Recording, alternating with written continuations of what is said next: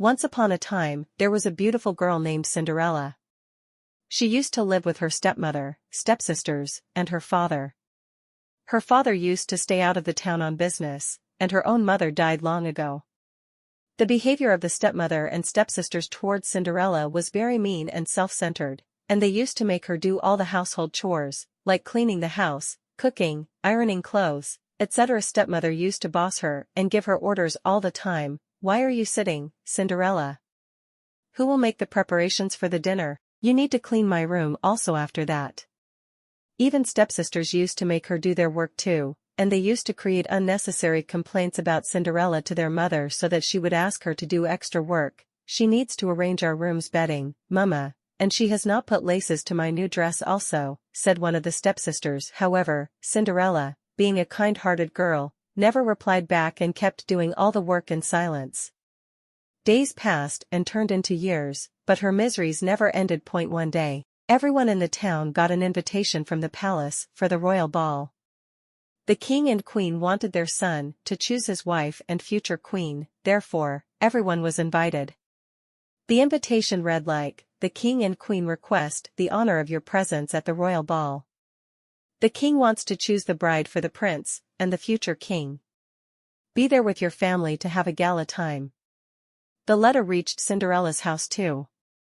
Cinderella's stepmother instantly ordered Cinderella to design beautiful ball gowns for her and her daughters. Cinderella thought in her mind, "I will make beautiful gowns for everyone.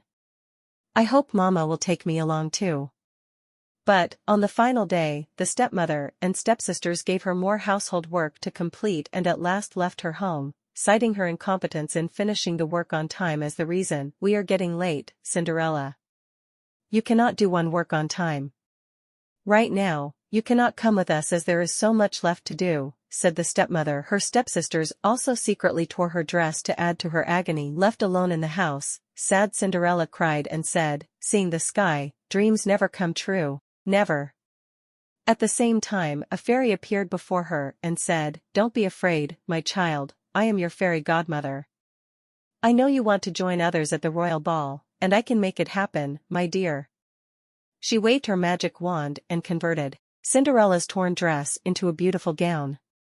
She transformed a nearby pumpkin into a colossal coach and turned 6 rats into 4 horses to pull the coach and the driving coachman. She also gave her a beautiful pair of glass slippers matching her dress. Now, Cinderella was all set to join the others. Cinderella was so thankful and said, "Thank you, fairy godmother. Now, I can join my sisters and enjoy the ball."